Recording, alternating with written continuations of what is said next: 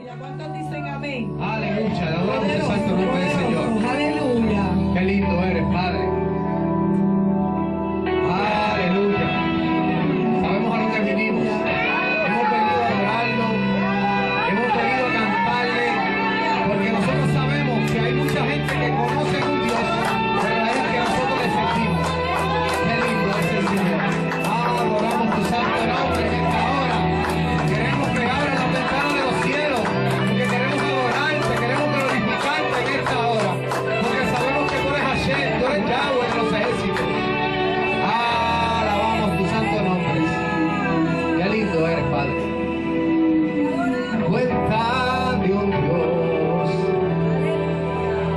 que hace maravillas, dándole poder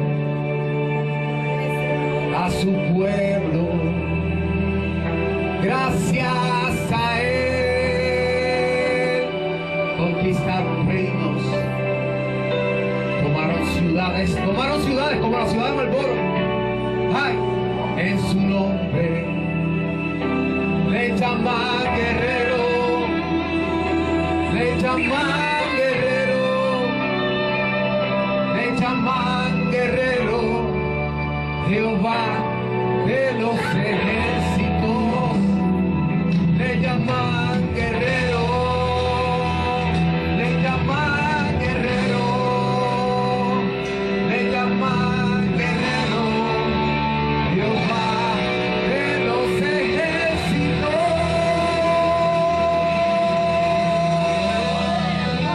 Qué lindo, te adoramos en esta hora, Padre. Tú eres santo y poderoso, porque te conocemos, sabemos que te estamos adorando, sabemos que tú te estás complaciendo, porque el que está sentado en el trono es santo, santo, santo y santo. Aleluya. ¿Cuántos lo creen? Ella como dice la letra, muchos cuentan pero no lo conocen. Cuentan de un Dios que hace maravillas, dándole poder a su pueblo. Gracias a Él conquistaron reinos, tomaron ciudades como esta. En su nombre fue cantando, otra vez gritando, acompañado del sonido de bocinas. Fue cantando, otra vez gritando, a viva voz a su Dios. Pueblo de fuego, sube en el desierto, peña de Oreb, para todo ese viento. Columna de fuego, sube en el desierto, peña de Oreb, para todo ese viento. Me llaman guerrero, ¿cómo le llaman? Me llaman guerrero, Jehová de los ejércitos. No me digo ella, te lo digo yo, que ha luchado junto conmigo este tiempo. Jehová de los ejércitos. Aleluya. Qué lindo es el Señor. Denle con las palmas, mire, gócese. Gracias, hermano. Usted está adorando a Rey de Reyes y Señores de Señores. Aleluya. Qué lindo eres, Padre. Nos gozamos de glorificarte. Sabemos que estás parado en el trono, mirándonos y escuchando. Hace maravillas, dándole poder a su pueblo. Gracias a Él conquistaron reinos, tomaron ciudades. En su nombre fue cantando, ahora me estoy gritando, acompañado del sonido de bocinas. Fue cantando, ahora me estoy gritando, a viva voz a su Dios. León de fuego, sube en el desierto, peña de Oreb, para todo ese viento. Columna de fuego, sube en el desierto, peña de Oreb, para todo ese viento. León guerrero, León guerrero, León guerrero, Jehová de los ejércitos. León guerrero, León guerrero, León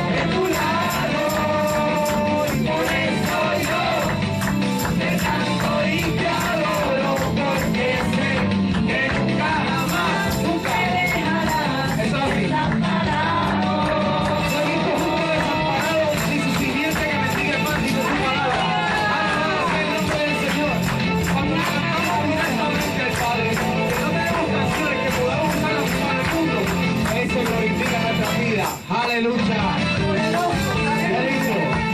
Porque eres el poderoso de Israel.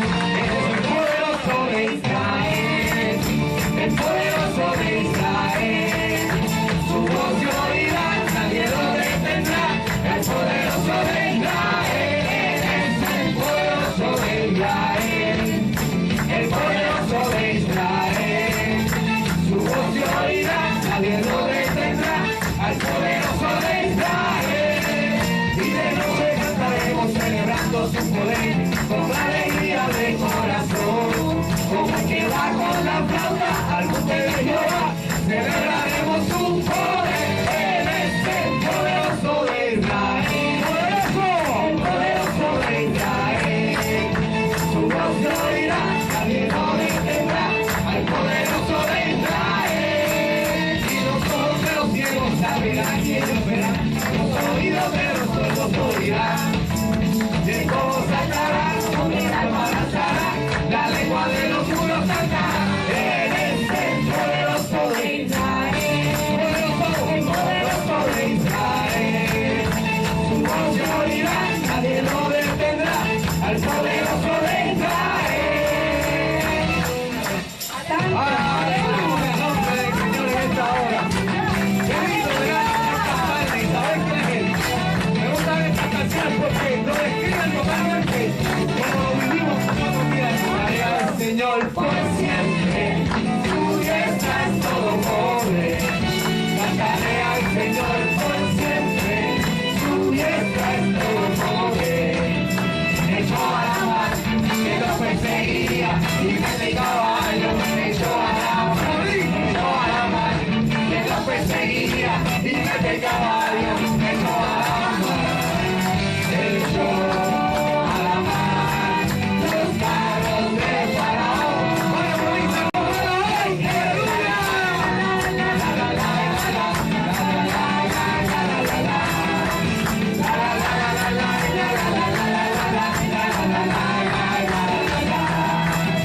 mi Padre es Dios y yo le exalto. Mi Padre es Dios y le exaltaré. Mi Padre es Dios y yo le exalto. Mi Padre es Dios y le exaltaré. Hecho a la mar los carros de Faraón. ¡Hey! Oye, María, porque no fuera alguien que se pueda creer que la iglesia es más buena de Dios, no es suya. Por eso que yo le exalto y le canto. Mi Padre es Dios. Amén. ¡Qué lindo es el Señor! ¡Aleluya! Palabra profética en esta ciudad, y tú lo sabes. Aleluya. ¡Qué lindo es el Señor! Mira lo que dice. Los enemigos de Jehová son temidos por vanidad. Sus adversarios también son como esta mujer. Los enemigos de Jehová son temidos por vanidad. Sus adversarios también son como esta mujer. Jehová es el Señor. Jehová es el Señor. Jehová es el Dios de los dioses. Decapitó a David, Dios de los filisteos, cortándole las dos manos, no redujo a vanidad. Avergonzó a Baal y a todos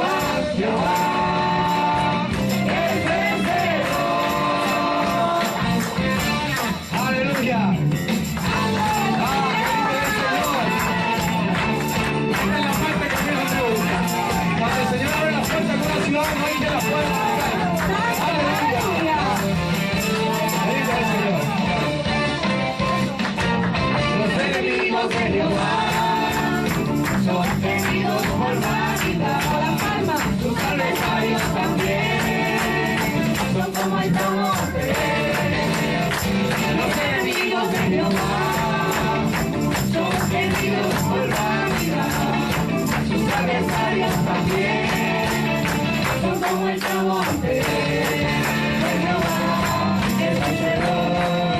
Jehová es el Señor, Jehová es el Dios de los dioses.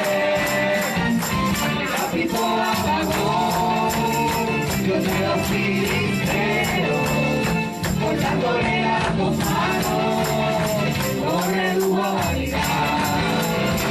Arregustó a Baal y a todas sus profetas.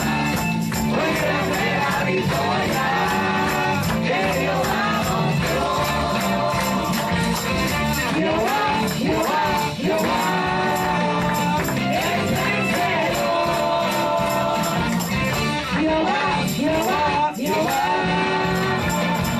es vencedor.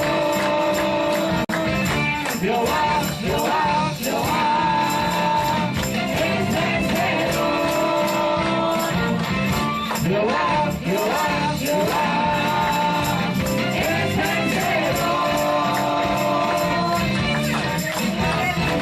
¡Ay, qué lindo el Señor! Mi alma te adora, mi alma te adora.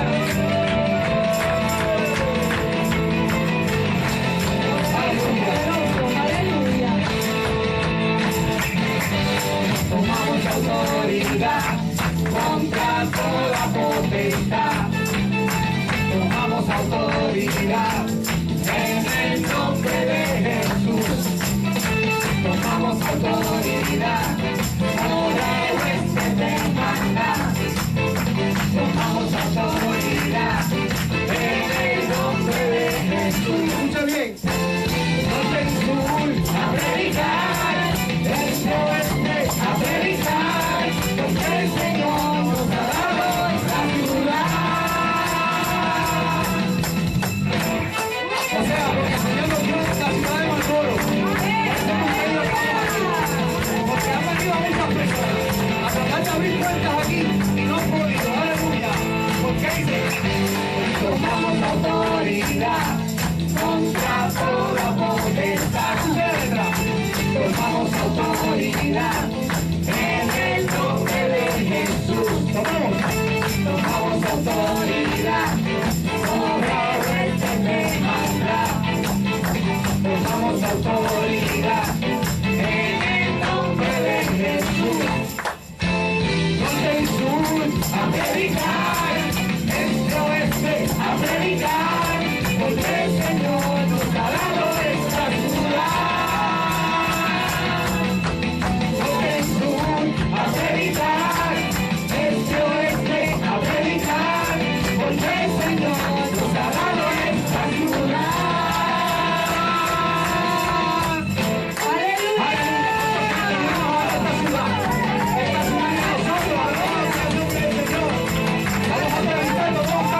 aleluya, traerlos. Alabamos el nombre del Señor en esta hora. Nosotros entendemos lo que estamos haciendo en este lugar. Por eso hoy le cantamos, por eso lo adoramos, por eso es que estamos aquí frente a todos ustedes con una palabra profética sobre esta ciudad. Alabado sea el nombre del Señor en esta hora. Lo adoramos, Padre. Gracias, Padre. Gracias, gracias, gracias, gracias.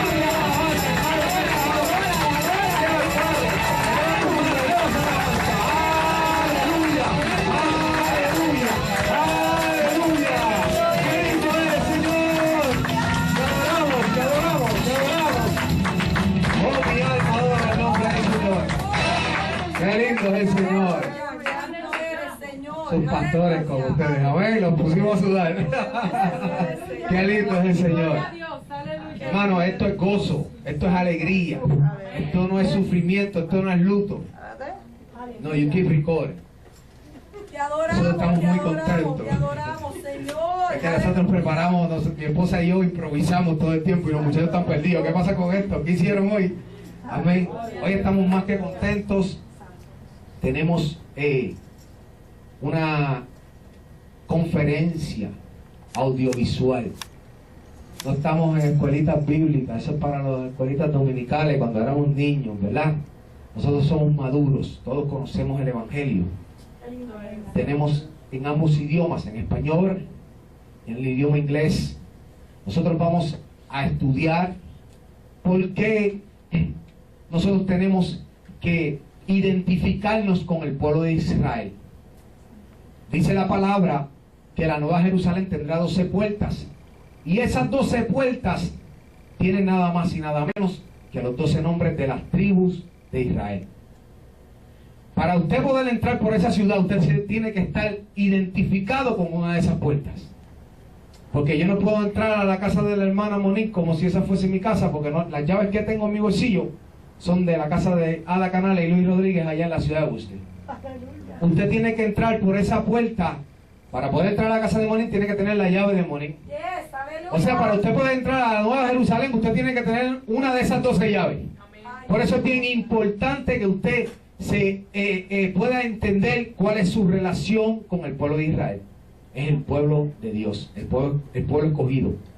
Nuestro compromiso es que ustedes aprendan con nosotros, porque estamos aprendiendo juntos, a que todo esto comenzó con Israel, se desarrolló con Israel y terminará con Israel. Esto es la palabra directamente desde el rollo, no con traducciones. Israel desarrolla en Israel y termina en el libro de Revelaciones con Israel. Amén. Amén. Pues en este día nosotros vamos a tener una conferencia audiovisual en cuanto a eso. Yo espero que ustedes se gocen. Los del idioma habla hispana se pueden quedar en este salón. Los del idioma inglesa, pues por favor pueden ir al salón del otro extremo. Christopher y Peter van a ser los que están encargados de trabajar con el equipo tecnológico, ya que somos muy responsables. Nosotros estamos compartiendo este lugar no es de nuestra propiedad y nosotros pues tenemos que cuidarlo. Por eso es que le hemos responsabilizado a estos 2 hombres de Dios y nosotros pues yo me encargo del área aquí. Amén. Amén. Ok, Dios les bendiga y Amén. que disfruten esta conferencia.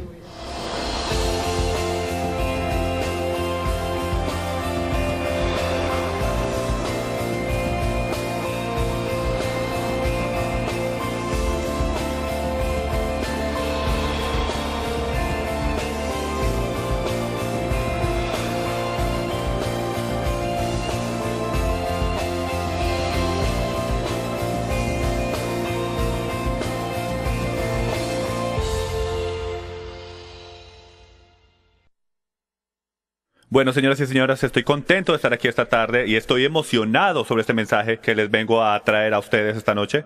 ¿Cuántos de ustedes han pasado por sus vidas y pueden ponerle un punto en sus vidas? Un momento definidor en que tu vida cambió. Absolutamente te recuerdas el día, la hora, el olor en el aire y sabes qué tenías puesto, con quién estabas hablando, pero en ese momento tu vida cambió. ¿Cuántos han tenido esas experiencias? Levanten la mano el que ha tenido esa experiencia. Cuando tu vida cambió. Le puedo sugerir a ustedes que si nunca han escuchado el mensaje que vengo a traerles esta tarde, si nunca han escuchado lo que estoy a punto de ponerle en sus pies, si nunca han escuchado un mensaje en crisis de identidad, este momento puede ser el momento definidor que hace cambiar tu vida. Déjeme ponérselo de esta manera a ustedes esta tarde. Este fue mi momento definidor. Este fue el momento en que la vida de Jim Staley cambió cuando empecé a descubrir quién yo era. ¿Cuántos reconocen que 77% de todos los estudiantes de la universidad que claman el nombre del Mesías, 77% para el final de su primer año en la universidad, niegan el Mesías? Tuve la oportunidad de hablar con una de las cabezas ejecutivas aquí en St. Louis de Campus Crusade for Christ y me dijo, Jim, es mucho peor que eso. 77%, sí, tiene razón. 77% niegan el Mesías para el final de su primer año. Pero lo peor que eso es que el del restante 23%, 95% del restante 23% no te pueden decir con seguridad que si mueren pasarían la eternidad con el Padre. Señoras y señores, eso deja muy poca de nuestra juventud, la próxima generación, lo que llamamos la generación X y la generación Y, que no saben ni siquiera, no solo su Mesías, pero lo que su Biblia dice de su propia salvación. ¿Cuántos reconocen lo alto que están los embarazos de las jovencitas en la iglesia? ¿Cuántos reconocen que el crimen entre los jovencitos en la iglesia está arriba. ¿Cuántos reconocen que por los últimos 30 años, que diga 50 años de historia cristiana, estoy sacando todo esto de Barna Group para que sepan de una vez, la compañía más grande de encuestas cristianas, que la mayoría de los cristianos, por los últimos 50 años, por primera vez en la historia cristiana, por los últimos 50 años, la tendencia en las iglesias está por el suelo. La gente se está yendo de las iglesias en todo lado. ¿Por qué es esto? ¿Te hace sentido a ti que si la gente se está yendo de las iglesias en todo lado y nuestro sistema de gobierno está cada vez peor, alguien ve un paralelo correcto? Hay algo mal. Entonces lo que quiero proponerles a ustedes en este mensaje esta tarde es que tenemos que encontrar cuál el problema es. Pero antes de que hagamos esto, yo les hago una pregunta. ¿Alguno de ustedes se ha sentido así? Levante la mano.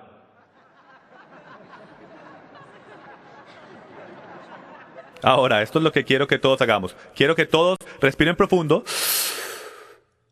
Ahora respira afuera. Vas a necesitar todo el oxígeno que puedas coger esta semana. Porque al final de esta semana, no te vas a sentir así, te vas a sentir así.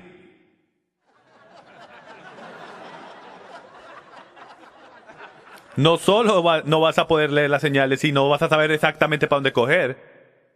Vas a saber dónde están las señales, pero no vas a saber cómo leerlas.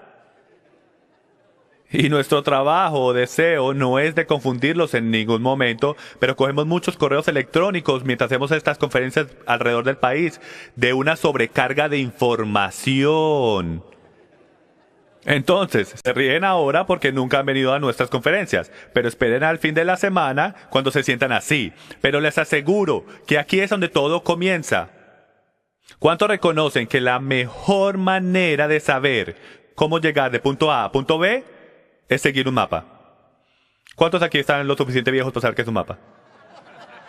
Porque mi generación nunca ha visto uno, ¿ok? Yo soy la generación antigua X, la generación Y antes de mí no sabe ni siquiera qué es un mapa de papel. Todo es GPS, ¿verdad? Y los mapas te hablan a ti hoy en día. ¿Puedes creer eso? La debería pagar, ya no la aguanto. Siempre me dice que vaya en círculos, una izquierda, una U. ¡Ya hice una U! Entonces, para el fin de esta semana queremos que sepa, queremos que haga una cosa. Mira a las señales. Porque están en camino. Y si solo abres tu mente este fin de semana, y especialmente durante este mensaje, te prometo que el Espíritu Santo va a empezar a moverse en tu corazón y a recalibrar el idioma en las señales, porque muchas veces de pronto uno dice, ves por un camino y siempre toda tu vida has cogido por otro. ¿Ok? Entonces téngame paciencia mientras que caminamos por este mensaje, porque algunos de ustedes van a estar sorprendidos y hasta en shock, y hasta por lo que hemos escuchado, con la boca abierta a este mensaje. Y tengo que decirles de una vez que esto no es mi mensaje, esto viene directo de las Escrituras. Entonces, si estamos de acuerdo que vinimos acá porque queremos entrar en más profundidad en las Escrituras, entonces llegamos a un lugar donde reconocemos que estamos en una crisis. Estamos en una crisis. Y como estamos en una crisis, tenemos que descubrir por qué estamos en la crisis, descubrir qué nos trajo a la crisis y encontrar la manera de salir de la crisis. Entonces, este mensaje está titulado Crisis de identidad, ¿quién soy yo? ¿Cuántos entienden que después que sepas quién tú eres y para qué fuiste creado y tu verdadero propósito en esta tierra, ahí y solo ahí le puedes servir a tu Creador? ¿Puedes creer que el libro más popular que se ha vendido en la historia del mundo, fuera de la Biblia, es La vida con propósito, con 38 millones de copias? Esa es la estadística más triste que se ha puesto alguna vez en la marca de cristianidad. Porque significa que 38 millones de personas no saben cuál es su propósito, no saben quiénes son y no saben para dónde van. Esta es la crisis que tenemos. Entonces, para empezar, aprende quién tú eres, después aprende tu misión y después vas a poder leer las señales. Esta es la forma que vamos a caminar en las Escrituras en este mensaje. Bueno, primero que todo quiero hacer la pregunta, ¿quién tú dices que Israel es? Cuando hago esta pregunta, 99% de la gente dice que es los judíos cuando hago esta pregunta. ¿Me pueden dar un vaso de agua, por favor? El país en el Medio Oriente que siempre pelea a los árabes, eso es algo que la gente dice mucho. Jacobo del Antiguo Testamento, los que conocen un poco su Biblia saben que a Jacobo se le cambió el nombre de Israel. Y la iglesia. Estas son las primeras 4 respuestas que se dan, más populares que se dan cuando hacemos esta pregunta. Y por último, la número 5, cristianos en general. Entonces vamos a caminar por esto y vamos a ver exactamente lo que dice la Escritura de quién es Israel. Y creo que te van a sorprender. Mitos comunes. Los judíos fueron el pueblo escogido en el Antiguo Testamento. ¿Cuántos han crecido con esto, han escuchado esto y hasta enseñado esto? Por el derecho, ¿cuántos pastores y ministros hay aquí en la casa hoy? Levanten su mano, queremos honrarlos esta noche. ¿Les podemos dar un aplauso a los pastores de la casa, por favor? Amén. Contento que están acá. Pero esto era lo que yo enseñaba, que el pueblo judío era el pueblo escogido. Y para mí siempre fue un poco incómodo, porque en verdad no entendía cuando decía pueblo escogido, en verdad exactamente qué significaba pueblo escogido. Si todavía son escogidos hoy en día, y cómo cuadra eso, si no creen en Jesús, pero el pueblo judío son escogidos. Algunos de ustedes mejor ignoraba el tema, no lo quería tocar con un palo de 10 pies. Esta noche lo vamos a tocar. La Torá y la ley fueron entregadas a los judíos. Esto es otro mito muy mal interpretado que drásticamente va a cambiar la forma que tú lees tu Biblia. Estos mitos que el enemigo ha propagado por los últimos 2000 años. Y número 3, la Pascua que Jesús celebraba junto con los otros días festivos de la Biblia que los discípulos cumplían eran celebraciones judías. Esta es la respuesta número 1 que la gente me da cuando les digo, hey amigo, amo los días festivos, los cumplo allá hace unos años, han revolucionado la vida de mi familia, no sé ni cómo existía sin ellos, son así de increíbles, todo se trata del Mesías. Y me dicen, tú guardas esas celebraciones, esos son celebraciones judías, ¿no? ¿Cuántos han escuchado eso? Son celebraciones judías, ¿verdad? Bueno, verdad y no verdad, nos vamos a dar cuenta esta noche. Entonces déjenme les hago una pregunta que está en los talones de esta pregunta. ¿Cuántas tribus estaban en la base de la montaña Sinai cuando los mandamientos fueron dados? Todas las 12 tribus. La próxima pregunta lógica de hacer es, ¿cuántas de esas eran judías? Una tribu. Una tribu era judía. ¿Qué hace? Da la pregunta, ¿dónde están el resto? Porque si fueron dados a todo Israel, todas las 12 tribus, entonces no pueden ser judías porque no sería justo. Los judíos no pueden ser dueños de los días festivos porque solo son una tribu. Y vamos a entrar en más profundidad a esto mientras caminamos en este mensaje. Y aquí están todas las 12 tribus: Rubén, Simeón, Leví, Zebulón, Isaacar, Dan, Gad, Naftali, Benjamín, Aser, Judá y José. Y nos vamos a enfocar en esos dos mientras caminamos por la Biblia. La bendición del primogénito fue partida entre dos. Escuchen, este es un mensaje por lo general de 1 hora y media y lo voy a tratar de condensar entre 4 horas. Va a ser un poco difícil para mí, entonces discúlpenme si hablo un poco muy rápido. Bueno, nos vamos a adelantar en las Escrituras hasta la bendición. Cuando Jacob va a bendecir a su hijo y le da la bendición del primogénito. Por lo general, la bendición del primogénito se le da solo a una persona, al primer nacido. ¿Cuántos reconocen que en las Escrituras que Yahweh no le interesa el linaje del primer nacido? Él tiene un primer nacido en la carne y un primer nacido en el espíritu. Él está interesado de esos que son nacidos del espíritu. Entonces, en vez de solo a una persona, la bendición del primogénito fue partida en dos por primera vez en la historia y la única vez. Y va así. Primero, la bendición del primogénito cogía monarquía, preeminencia y bendición sacerdotal. Eso fue a Judá, que fue el cuarto nacido. Segundo, la porción de doble material, que por lo general va a la misma persona, la bendición de monarquía, preeminencia, bendición sacerdotal, el que se encargaba de la familia, y toda la doble porción para que se encargara de la familia, por lo general iba a una misma persona. Pero fue partido en dos cuando Jacob puso sus manos sobre sus 2 hijos. Una a Judá, que fue la que cogió la de monarquía, preeminencia, bendición sacerdotal, y la de porción de doble material fue a José. Esto fue profético de algo que iba a pasar más adelante cuando el reino de Israel fue partido en 2. ¿Cuántos reconocen que Dios es más inteligente que nosotros? ¿Cuántos reconocen que desde el principio de la creación Él siempre está dando mensajes de algo que va a pasar en el futuro? Siempre. Si solo tuviéramos ojos para ver y oídos para oír lo que el Espíritu nos está diciendo, si en verdad leyéramos el principio del libro, seríamos capaces de entender las cosas proféticas que pasan al final del libro. Y espero lo podamos ver mientras caminamos este mensaje esta noche. La bendición continúa, Efraín y Manases. Todos recuerdan a José, ¿verdad? A Jacob. El abuelo Jacob viene a poner sus manos sobre sus nietos encima de Efraín o Manases, el primer nacido, que son los hijos de José. José ya está en Egipto en este momento. Y Jacob ya está viviendo con ellos en Egipto y va a bendecir a sus nietos y empieza con el primer nacido. Entonces José le trae a Manases, el cual es su primogénito, pero Jacob dice, no, Efraín es el que va a recibir la bendición. Y va así, Génesis 48, 19. Mas su padre no quiso y dijo, lo sé, hijo mío, lo sé. También él vendrá a ser un pueblo y será también engrandecido, pero verdaderamente su hermano menor será más grande que él y su descendencia formará multitud de naciones. Entonces nos vamos a enfocar en este término, multitud de naciones, porque esto es literalmente una de las frases más importantes que pueden ser encontradas en su Biblia.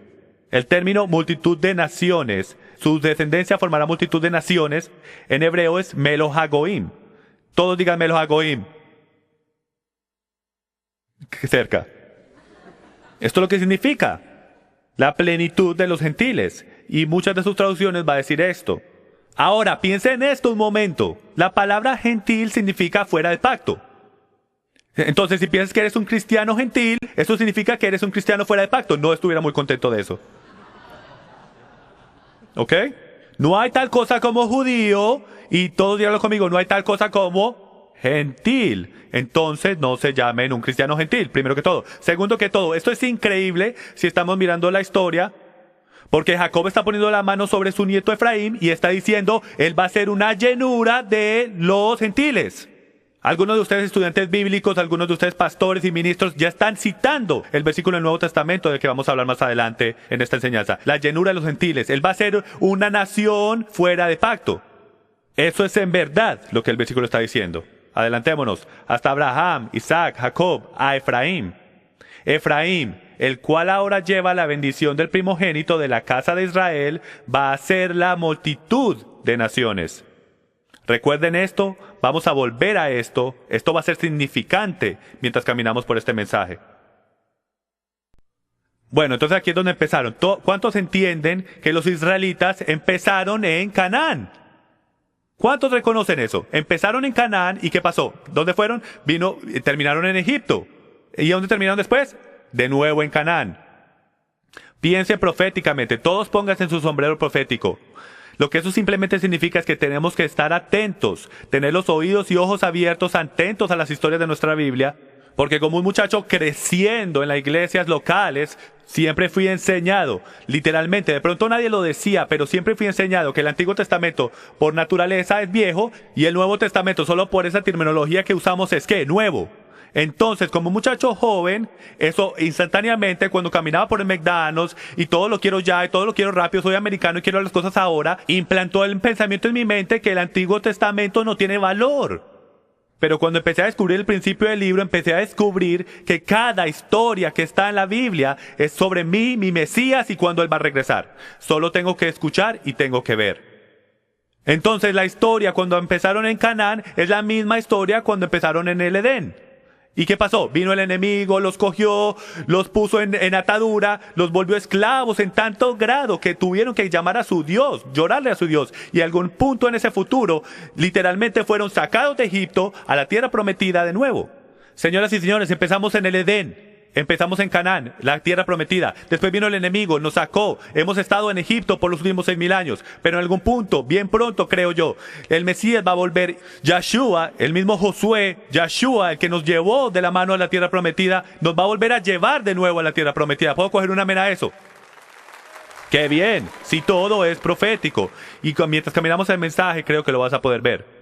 Más y más. Entonces, parados en el río Jordán, Una de las profecías más increíbles que nunca había escuchado hasta que empecé literalmente a caminar en los pies los últimos años. Nunca había escuchado a nadie. Maestros de profecía alrededor del país, nunca, no van a escuchar esto como una de las profecías más significantes que se han dado en las Escrituras. No es sobre la venida del Mesías. Eso es muy popular y todos quieren hablar de eso, pero hay cosas que tienen que pasar, que traen la venida del Mesías. Así como cuando tienes una ceremonia de bodas, hay cosas que pasan, que haces, como cuando haces la cena de práctica, porque sabes que es el próximo día. Pero como vamos a descubrir bien pronto, esto es lo que les quiero decir. Deuteronomio capítulo 28, versículo 15.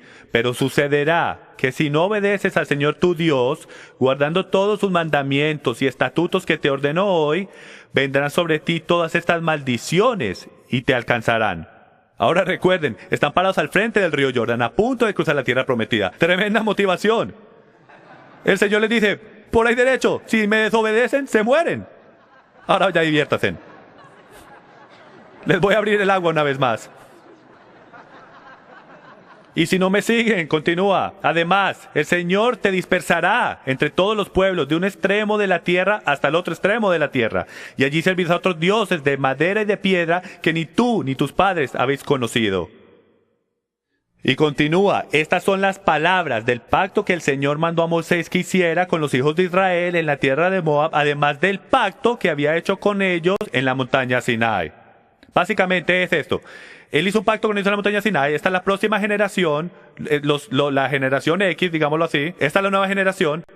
Sus padres vieron todos estos milagros y las próximas palabras del Señor fueron, ustedes son la nueva generación, no necesariamente estaban ahí, pero voy a reafirmar las palabras del pacto encima del pacto que ya le di a sus padres. Voy a ponerle este pacto en sus pies. Si no me obedecen, voy a dejar que se los lleven de captividad y los rieguen por todo el mundo. Usted creería que ellos escucharían ese llamado, pero no lo hacen. Versículo 14. Y no hago solo con vosotros este pacto y este juramento. Escuchen, esto es clave. Y no solo con vosotros este pacto y este juramento, sino también con todos los que están hoy aquí con nosotros en la presencia del Señor nuestro Dios y con todos los que no están aquí con nosotros. ¿Qué significa esto? Sangre corriendo por las venas. Esto significa esto, que no solamente con los que físicamente están sentados en este cuarto, pero con cada persona que venga después de ustedes por generación y generación y generación, por generación hasta la venida del Mesías. Estoy hablando con ellos. Miren, Yahweh no habló solamente con un grupo de personas, porque Él está allá arriba y nosotros somos una bolita de ping-pong. Entonces cuando Él habla, revuelve alrededor del mundo. Él habla a todos, a todas las generaciones. Él está fuera de tiempo, amén. Continuemos. ¿Y quiénes son estas personas de que Él habla? Esos, ¿cuáles son de la promesa? Esos, hijos del pacto, y a todo futuro israelita y cualquiera que se ate a sí mismo a los israelitas. Este pacto, por eso es importante que tratemos de entender, de desenredar todas estas cosas que nos dicen todas nuestras vidas. ¿Cuántos dueños de negocios aquí? ¿Algún dueño de negocio por acá? Levante la mano. Me quito el sombrero hacia ustedes. ¿Cuántos reconocen que la cosa más miedosa en el mundo es una auditoría? ¿Verdad? ¿Cuántos guardan los recibos como yo lo hacía y los metemos en el pantalón y después nuestra esposa lava la ropa y después viene la RAS? ¿Dónde están los recibos? Vinimos a revisar. Oh, sí, ¿verdad? Mi amor, ¿dónde están los recibos? ¿Verdad? Nadie le gusta una auditoría. Pero cada negocio, y especialmente corporaciones, se auditorían cada año. Tienen hasta gente empleada. Conocí a uno el otro día en Office Max. Él era la cabeza auditora para Office Max en todo St. Louis. Y su trabajo era asegurarse que todo estuviese completamente en orden y trabajando como debe trabajar. Y si alguna cosa tiene que cambiar, lo cambian. Puedo hacer una pregunta. ¿Cuándo fue la última vez que nosotros, cristianos, como gente religiosa alrededor del mundo, cuándo fue la última vez que nos hicimos una auditoría?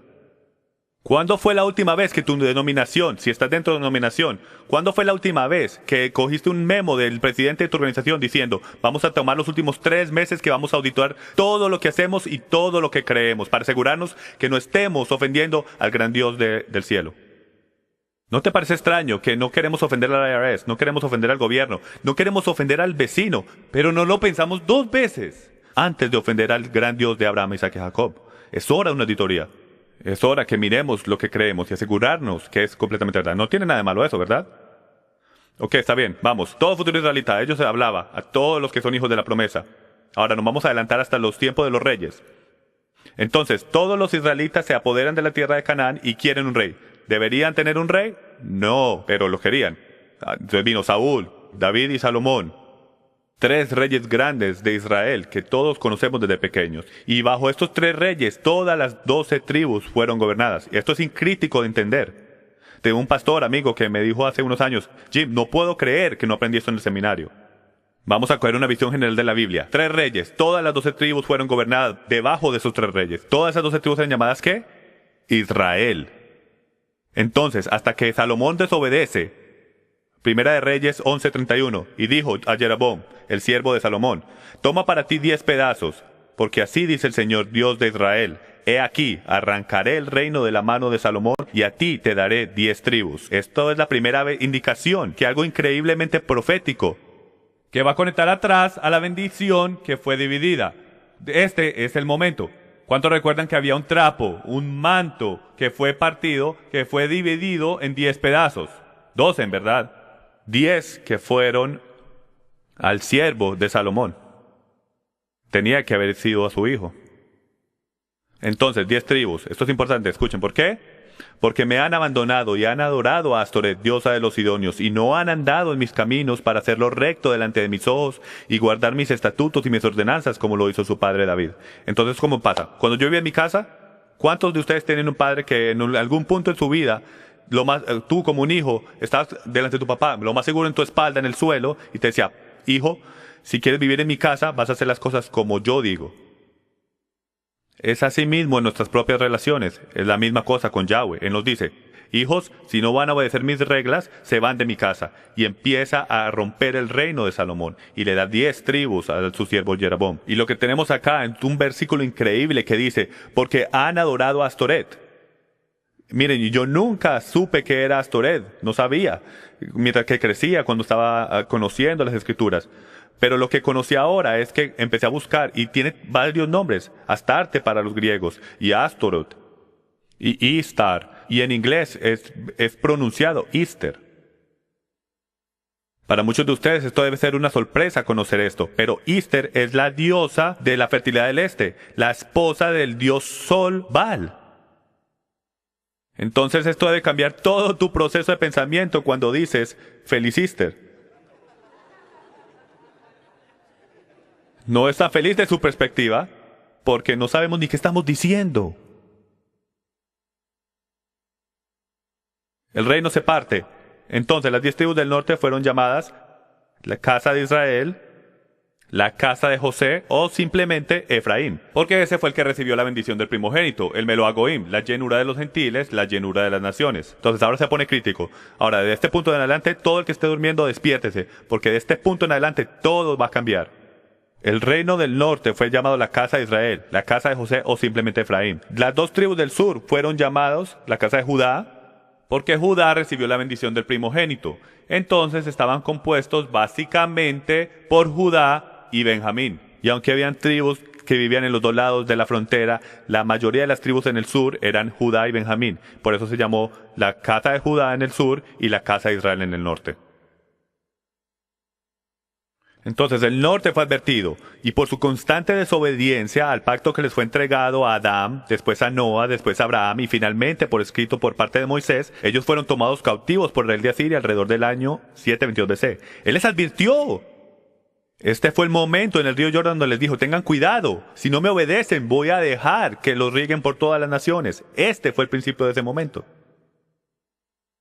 Después Judá también quiso jugar al desobediente y fue tomado cautivo por Babilonia por 70 años en el 586 BC. Y casi todo el mundo está familiarizado con eso. Pero después de 70 años, ¿qué pasó? Casi toda la casa de Judá empezó a regresar y empezaron a reconstruir Jerusalén. Entonces, divididos ellos caen. Cuando por fin los dejaron regresar, casi todo Judá regresó de Babilonia. Pero el reino de la casa del norte de Israel nunca regresó. Se asimilaron entre las naciones. Fueron llevados en captividad por Asiria y empujados a las 4 esquinas del mundo conocido en ese tiempo, que eventualmente son las 4 esquinas del mundo hoy. Nunca volvieron.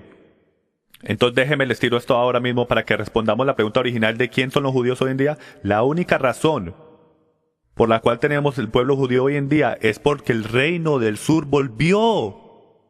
Si ellos no hubieran vuelto de la captividad, señoras y señores, ustedes no estuvieran sentados en este cuarto esta noche.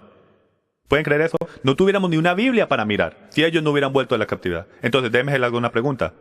¿Dónde está Aser, Neftali, los danitas, todas las otras tribus? ¿Dónde están? No existen hoy en día porque nunca volvieron de la captividad.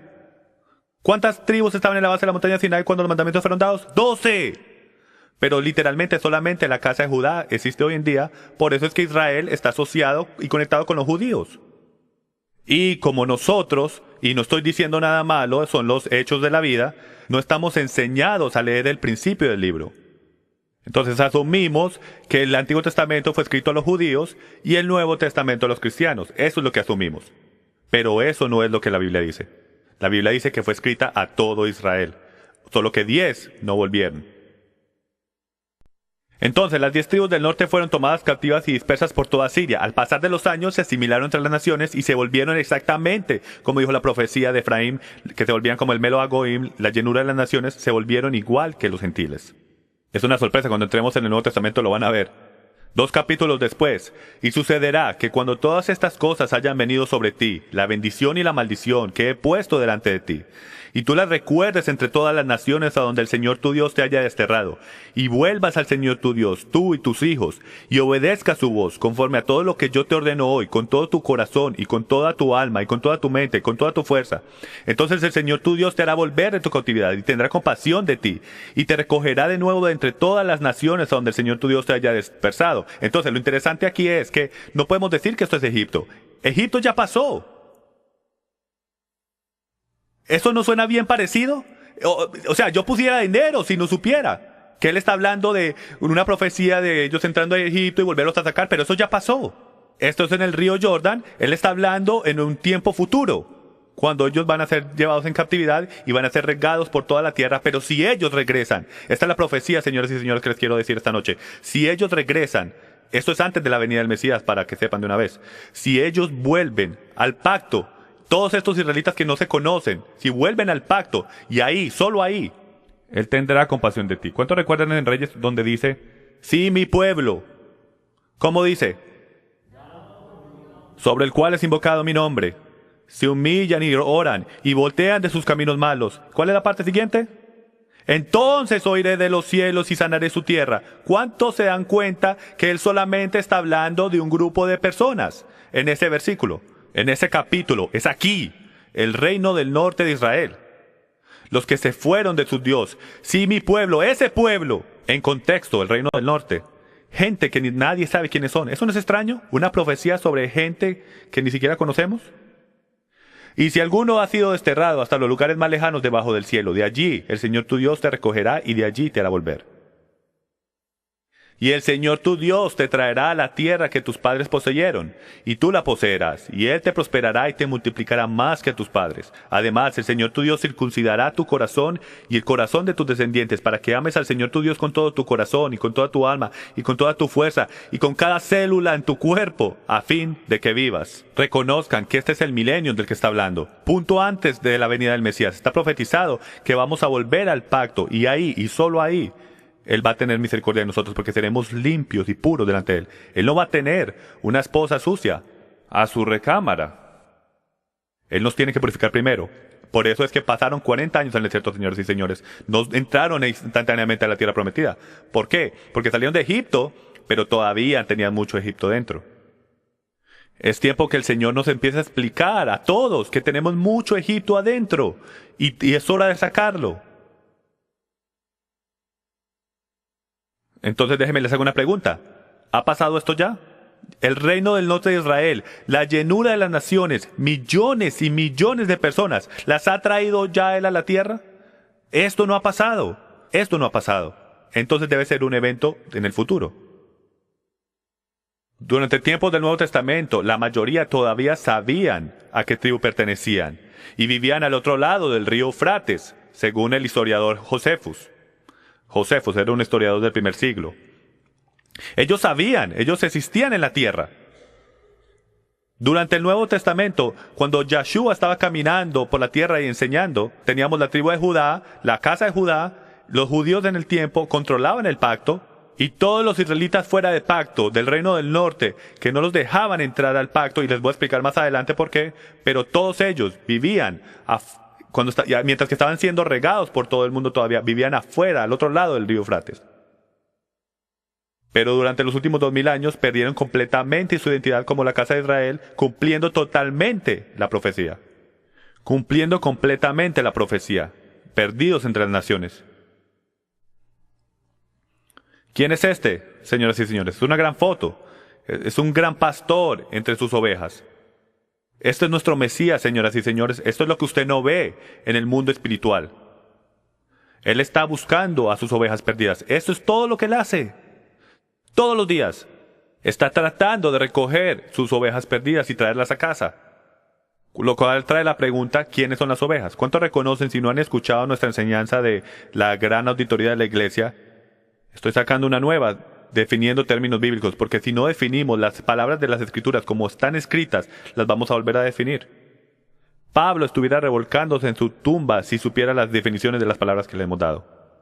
Tenemos que definir la Biblia como está escrita. ¿Cuántos reconocen que hay dos cosas que no existían en el primer siglo? La iglesia del primer siglo, como es hoy en día, la iglesia como es hoy en día, y el Nuevo Testamento. El Nuevo Testamento no existía. Lo que significa es que, como cuando Pablo dice en 2 de Timoteo, que toda escritura es inspirada por Dios y útil para enseñar, para redarguir, para corregir, para instruir en justicia, que toda esa palabra, toda escritura ahí no puede significar el Nuevo Testamento. Yo creo que el Nuevo Testamento es de escritura, pero eso no es lo que él está diciendo. Lo que él se refería era ¿qué? Al Tanakh, el Antiguo Testamento, o lo que él llamaba las escrituras hebreas, o las escrituras. El valor que ellos le ponían al Antiguo Testamento, lo que llamamos el Antiguo Testamento, está por encima de todo. Era la única palabra de Dios que existía. Entonces, si vamos a definir alguna palabra bíblica, tenemos que sacar un momento el Nuevo Testamento y usar el único diccionario que tenían, el Antiguo Testamento, las escrituras hebreas. Entonces vamos a ver qué significa la palabra ovejas haciendo exactamente eso. Vamos a volver a su diccionario, el Antiguo Testamento, y a ver qué dice. Eso no es lo que dice, pero vamos a ver primero unos versículos del Nuevo Testamento antes de volver a definir. Juan, capítulo 10, versículo 3. A este le abre el portero, y las ovejas oyen su voz. Llama a sus ovejas por su nombre y las conduce afuera. Escuchen. Cuando saca todas las suyas, va delante de ellas, y las ovejas los siguen porque conocen su voz. Todos ya hemos escuchado estos versículos, y unos versículos más adelante dice, entonces Jesús les dijo de nuevo, en verdad os digo, yo soy la puerta de las ovejas. Entonces, si ese es el caso, tenemos que entender quiénes son las ovejas, porque Él es la puerta para ellas. Y como continuamos, nos vamos a dar cuenta. Volviendo a Jeremías 50:17, dice, Israel es como una oveja perdida, perseguida por leones. Mica 2:12, ciertamente os reuniré a todos. Oh Jacob, ciertamente recogeré al remanente de Israel. Los agruparé como ovejas en el aprisco. Como rebaño en medio de su pastizal. Harán gran estruendo por la multitud de hombres. Ezequiel 11:16. ¿Está bien si seguimos las escrituras? No me gusta mi comentario, prefiero hablar con las escrituras porque se explican a sí mismas. Ezequiel 11:16. Por tanto di, así dice el Señor Dios, aunque yo los he echado lejos entre los gentiles, y aunque yo los he dispersado por las naciones, sin embargo seré para ellos un pequeño santuario. La palabra ahí es tabernáculo. Seré un pequeño tabernáculo, una presencia santa en sus vidas. Para ellos, en las naciones donde han ido. Esto no ha pasado cuando dijo esto. Él está diciendo, los he sacado lejos fuera entre los gentiles, y los volveré a traer a casa. Como un pastor vela por su rebaño, el día que está en medio de sus ovejas dispersas, así yo velaré por mis ovejas, y las libraré de todos los lugares donde fueron dispersas un día nublado y oscuro. ¿Quién dijo esto? ¿Quién dijo este versículo? No puse la escritura aquí porque quiero que pongan en su mente lo que él dice. Como un pastor vela por su rebaño, así yo velaré por mis ovejas. ¿Suena familiar? Pero esto no fue el Mesías. Esto fue su padre. En Ezequiel capítulo 34, versículo 12, cuando dijo este versículo. Entonces, cuando aparece el Mesías en la escena, 1000 años después, ¿qué pasa? Dice exactamente lo mismo. O sea, cuando empiezo a leer el principio del libro, digo, esto es el Nuevo Testamento codificado. Y empiezo a leer la parte de atrás del libro y digo, un momento, este es el Antiguo Testamento revelado. Empiezo a entender. Solo tengo que entender el principio del libro para coger las definiciones de las palabras cuando Jesús dice, vengo por mis ovejas perdidas, poder entender qué es lo que está hablando. Entonces, ¿quién es el gran pastor? Todos sabemos que es el Mesías. Entonces ahora, mientras caminamos y descubrimos todas estas cosas que nuestras Biblias están hablando, tenemos que entender las características que las Escrituras hebreas dicen de la casa de Judá. Esto es increíble.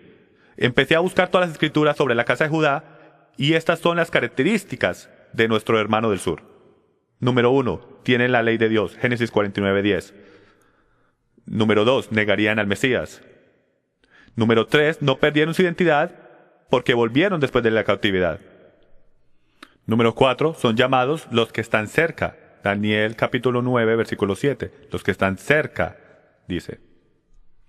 Y esas son las características de la casa de Efraín. Y esto es cuando empieza a decir, wow, esto es increíble. Te empieza a pintar el cuadro. La casa de Israel son de las 10 tribus del norte. Fueron dispersas entre todas las naciones después de su cautividad. Viven entre los gentiles, o sea 8:8. Se han olvidado el nombre de su Dios. Y pausé. Jeremías capítulo 23, versículo 27. Lo puede buscar usted mismo. Y literalmente dice que el reino del norte de Israel, sus pastores le iban a enseñar otro nombre para su Dios.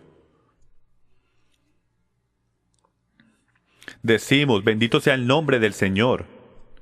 Y más de 80% de las personas que dicen esas palabras no nos pueden decir el nombre de su Dios. Estoy aquí para decirles que es Yahweh. Estamos volviendo a entender el llamar el nombre de nuestro Señor. Hay un nombre para nuestro Señor, nuestro Adonai. Él tiene un nombre, se nos ha olvidado. Son gente con riqueza, Génesis 49:22. No conocen o entienden la ley de Dios y no la cumplen. Yo sabía que no me iban a creer, entonces se las puse. O sea, capítulo 8, versículo 10, hablando del reino del norte. Aunque alquilen entre las naciones, ahora las juntaré, y serán afligidos un poco de tiempo por la carga del rey de los príncipes. Le escribí las grandezas de mi Torá, y fueron tenidas por cosa extraña. Yo no sé ustedes, pero cuando alguien usa la palabra Torá, yo lo primero que digo es legalismo y atadura. Hasta que descubrí que en hebreo significa instrucción, y ahora sí estoy en problemas. Todos tenemos instrucciones. Si usted tiene instrucciones para sus hijos, usted tiene Torah en su casa. Todos tenemos Torah en la casa. Tenemos mucha Torah en mi casa. Todos tenemos Torah. Tu esposa tiene Torah para ti. Y te garantizo que no está escrito, pero te la sabes, ¿verdad, muchachos? Son llamados no mi pueblo. Esto es increíble para mí. Son llamados no mi pueblo, hijos del Dios viviente, los que están lejos y ovejas perdidas. Esto es lo que el reino del norte es llamado. Si no sabemos esto, cuando llegamos al Nuevo Testamento, no vamos a entender 2/3.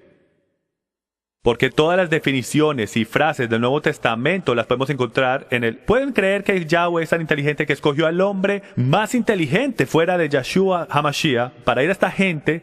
Y era el rabino Shaul, Pablo, que se sentó bajo Gamliel. Y la única manera de sentarse bajo Gamliel es tenerle el Antiguo Testamento memorizado palabra por palabra. Entonces te sorprende que el Señor que escoge al hombre que conoce las Escrituras para poder ir afuera, debatir las Escrituras y ir a la gente fuera de pacto y traerlos a casa. No es una sorpresa. La mayoría de ellos cuando sean recogidos vendrán del oeste. Y esto me sorprendió. Eso es lo que dice, lo puedes ver por ti mismo. O sea, capítulo 11, versículo 10. La mayoría vendrán del oeste. Entonces, ¿dónde están las 12 tribus en el Nuevo Testamento? Porque por lo que vemos por lo general es gentiles, judíos, pero ¿en dónde están las 12 tribus? Aquí están. Primera de Pedro 1:1. Lo has leído 1000 veces, pero te apuesto a que nunca lo habías leído de esta manera. Pedro, apóstol de Yeshua HaMashiach, los expatriados de la dispersión en el Ponto, Galacia, Capadocia, Asia y Bitinia, elegidos según el preconocimiento de Dios Padre. ¿Escuchó lo que dijo Pedro? Los expatriados, la palabra en hebreo es gois. A los gentiles dispersos por todo Ponto. Y después dice a los elegidos. Dos cosas que quiero decir. La palabra Galacia ahí, ya sabemos que hoy en día el libro de Gálatas fue escrito ¿a quién? A esos dispersos, el reino del norte. Habían mucho israelita del reino del norte que se asentó en Galacia, y eso lo sabemos por hecho hoy en día. No es posible que sean gentiles paganos, porque Pedro nos dice acá que estos son dispersos, y ya sabemos y conocemos que disperso viene directamente del reino del norte. Segunda cosa que quiero decir es esto: libros y libros y libros se han escrito sobre la predestinación y la doctrina de elección, y se los voy a resolver en 10 segundos planos. Dios escogió su pueblo y lo eligió.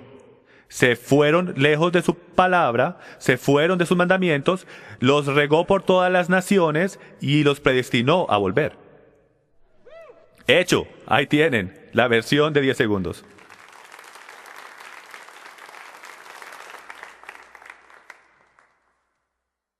Calvin estuviera orgulloso, ¿verdad? O revolcándose en la tumba, una de las dos. El libro de Santiago dice esto: Santiago, en el primer versículo, Santiago, siervo de Dios y del Señor Jesucristo, a las 12 tribus que están en la dispersión, saludos. Pero no entendemos el concepto de las 12 tribus y no nos damos cuenta. ¿Te has preguntado por qué gentiles paganos? Miren, James Taylor es un hombre extraño. Yo hago muchas preguntas. Yo me recuerdo estar en la escuela y mis compañeros agachaban la cabeza y decían, ay, porque yo siempre estaba atrás diciendo, tengo otra pregunta. Ellos se querían ir, que se acabara la clase, pero yo quería saber la respuesta. ¿Alguien así como yo? No pueden dormir por la noche hasta que no tenga la respuesta. Entonces, nunca me hizo sentido a mí que todos estos gentiles paganos que odiaban a los judíos, de momento este rabino Pablo entra y dice, hey, si quieren ser salvos, tengo este rabino judío en la esquina, tienen que aceptarlo, doblar su rodilla, decirle que entra en su corazón, veo esa mano, y todos se van a ser salvos. Yo no sé si fue así, pero es lo que así lo hacemos hoy en día, ¿verdad? Oh, veo esa mano.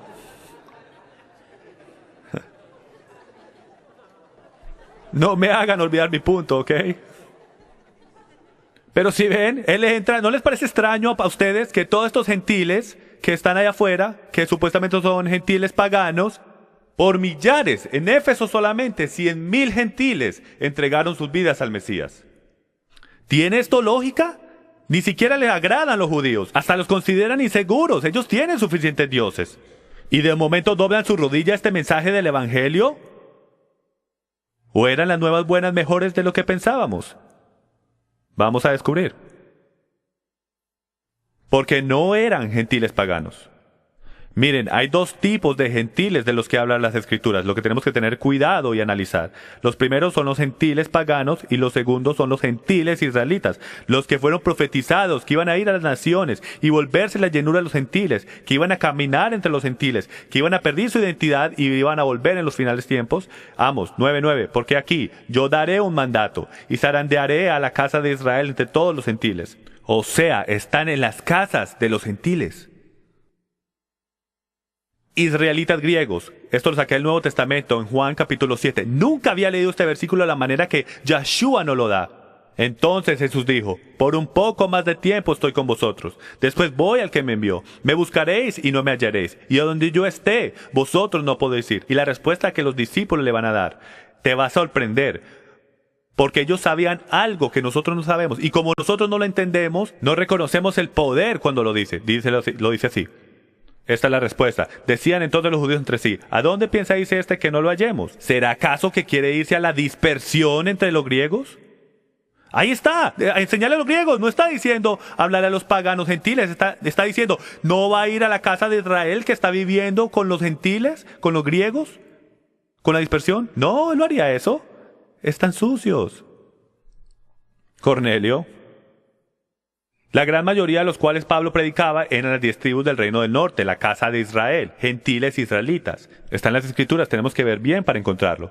Pero cuando lo vemos nos damos cuenta que siempre ha estado ahí. Romanos 9:24, es decir, nosotros a quienes también llamó no solo entre los judíos, sino también entre los gentiles, como también dice, no sé, a los que no eran mi pueblo llamaré pueblo mío, y a la que no era amada, amada mía. Y acontecerá que en el lugar donde les fue dicho, vosotros no sois mi pueblo, allí serán llamados hijos del Dios viviente. Cuando Pablo hace referencia a un versículo, ¿cuántos reconocen que no podemos sacarlo fuera de contexto? Y el rabino más inteligente fuera de Yeshua HaMashiach, en mi opinión humilde, fue el apóstol Pablo. Y él no lo va a sacar fuera de contexto. Él no va a sacar versículos del aire y sacándolos de contexto. Él sabe que Oseas capítulo 1 habla sobre el reino del norte que cae entre los gentiles y en el mismo lugar donde se les dijo fuera de pacto, en ese mismo lugar van a volver y van a ser llamados hijos del Dios viviente.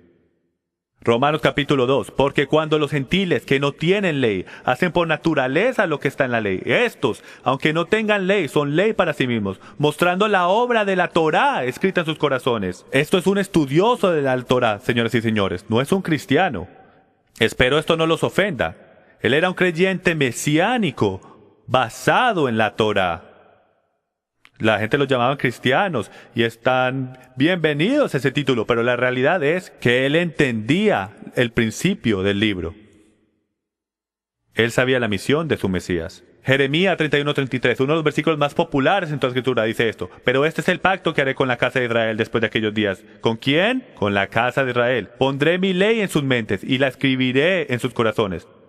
Búsquenlo en hebreo, señoras y señores, se sorprenderán a lo que la palabra ley está ahí en hebreo. Es Torah lo que está poniendo en nuestras mentes y escribiéndolo en nuestros corazones. Y yo seré su Dios y ellos serán mi pueblo. ¿Cuál es el objetivo directo de esa oración? Es su ley. Porque como dice Bill, si no tienes algo que te sostenga, te vas a caer.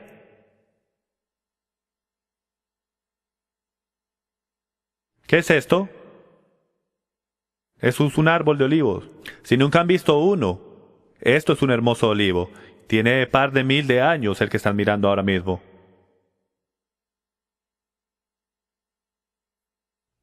La foto del olivo. ¿Qué es el árbol del olivo? Romanos capítulo 11, todo se trata sobre el olivo y apunta a Jeremías capítulo 11. Hablando de todo Israel, las 12 tribus juntas, en contexto. El Señor te puso por nombre olivo verde, de hermoso fruto y de bella apariencia, pero a la voz de un fuerte estrepito hizo que se le prendieran fuego y se quebraron sus ramas. ¿En cuántas piezas? 2. En 2 piezas se quebró. Continuemos, vamos a volver después. Entonces ahora tenemos esto en este lado. A mano izquierda tenemos el olivo cultivado y podemos decir que el que está a la derecha, que está medio raro, podemos decir que ese es un olivo silvestre. 2 olivos, uno silvestre y otro cultivado.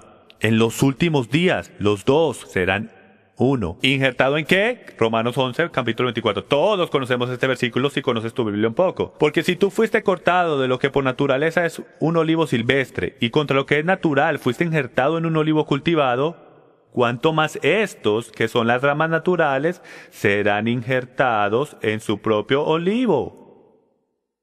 El punto es este. Tenemos un olivo silvestre y un cultivo cultivado. Es imposible que sean gentiles paganos porque no puede ser un gentil pagano y ser un olivo de ninguna clase. Porque la Biblia define al olivo como Israel. Y si ese es el caso, entonces el olivo silvestre que está haciendo referencia en el Tanakh es el reino del norte que se vuelve silvestre. Es lo que dice. Entonces estos no son gentiles paganos, señoras y señores, que Pablo está trayendo. Estos son israelitas, ovejas dispersas, que el Mesías está recogiendo. Volviendo a Romanos 11, porque no quiero, hermanos, que ignoréis este misterio para que no seáis sabios en vuestra propia opinión. Misterio, para que sepan, que a Israel, hablando del Israel local, hablando de la casa de Judá, le ha acontecido un endurecimiento parcial hasta que haya entrado la plenitud de los gentiles. Les dije que iba a volver a este versículo. ¿Ustedes creen que Pablo se estaba inventando esta belleza? Él está haciendo referencia al Tanakh. La bendición que fue a Efraín, la llenura de la llenura de los gentiles. Esto es aquí lo que está hablando. El reino del norte volviendo a casa, hasta que todos vuelvan a casa. Esto es lo que él está hablando. Continuemos. Y así todo Israel será salvo. ¿Cuántos de ustedes pensaron como yo que en algún punto todos esos judíos iban a entender un día y se van a salvar? Porque definimos Israel como el pueblo judío, pero la realidad es que es todo Israel, señoras y señoras, todas las 12 tribus. Eventualmente van a volver al pacto. Eso es lo que él está hablando. Cuando la llenura de los gentiles vuelva a casa, todo Israel será salvo. El libertador vendrá de Sion, apartará la impiedad de Jacob. Ahí está hablando del reino del norte. Porque así eran llamados, y este es mi pacto con ellos cuando yo quite su pecado. ¿Cuál es el significado de la palabra pecado? ¿Cuántos saben qué significa pecado? Primera de Juan, capítulo 3, versículo 4. Todo aquel que comete pecado infringe también la ley, pues el pecado es la infracción de la ley. Tenemos un problema si quitamos la ley, porque entonces todo el mundo haría lo que es bien en sus ojos. Y ahí lo dejaré. Efesios 2, 11, 22. Recordad pues que en otro tiempo vosotros los gentiles en la carne, fuera de pacto, es lo que significa, llamados circuncisión, por la tal llamada circuncisión, el reino del sur, hecha en las manos de la carne. Recordad que en ese tiempo estabais separados de Cristo, excluidos de la ciudadanía de Israel, extraños a los pactos de la promesa, sin tener esperanza y sin Dios en el mundo. Escuchen esto. Pero ahora en Cristo Jesús, vosotros que en otro tiempo estabais lejos, habéis sido acercados por la sangre de Cristo, porque Él mismo es nuestra paz, quien de ambos hizo uno. ¿De qué está hablando? El hombre perfecto que todos han tratado de descubrir, y libros de teología que han escrito por miles y miles de años de cuál es ese hombre. El error que cometemos en nuestros seminarios teológicos día tras día es que no leemos el principio del libro. Yo también estoy incluido en ese error. Cuando él hace los 2:1, las dos casas de Israel, es claro lo que le está hablando, rompiendo la pared de enemistad. Miren esto, uno de los versículos más mal interpretados de toda la Escritura, y mañana les voy a dar los primeros 10. Aboliendo en su carne la enemistad, la ley de los mandamientos expresados en ordenanzas, para crear en sí mismo de los dos un nuevo hombre, estableciendo así la paz. Jim, ahí está diciendo que ya no hay que hacer los mandamientos. ¿Estás seguro que eso es lo que está hablando? ¿O te han dicho que eso es lo que él está hablando? Porque creciste creyendo que la ley de Dios fue abolida. Miren, si quitamos la ley no hay definición de pecado. ¿Y cómo Dios santo y justo va a tirar a alguien al lago de fuego por quebrar algo que no existe? Eso no sería justo. Mirándolo bien, y el arameo es increíble, esta traducción, porque dice lo que vota son los tickets, las multas del pecado. Las ordenanzas que están escritas en contra tuya. Cuando pecas, hay un libro de hechos, dice la Biblia, y van ahí para el día del juicio. Todas esas multas que te pusieron, así como por velocidad cuando vienes para acá. Esas multas fueron las que fueron pegadas a la cruz. Esa fue la maldición que fue abolida. Él se hizo la maldición por nosotros. Y para reconciliar con Dios los dos en un cuerpo por medio de la cruz, habiendo dado muerte en ella la enemistad. Los judíos, el reino del sur, odiaba al reino del norte porque estaban fuera de pacto. No podían entrar y ser parte de lo que estaban haciendo los judíos en esos tiempos. No podían. Por eso es que los judíos hicieron una pared de separación de 3 pies para mantener a los gentiles al otro lado de la pared. Se tenían que convertir completamente al judaísmo solamente para que los dejaran entrar al templo. Eso era lo que Cornelio estaba en el proceso de hacer en Hechos 10.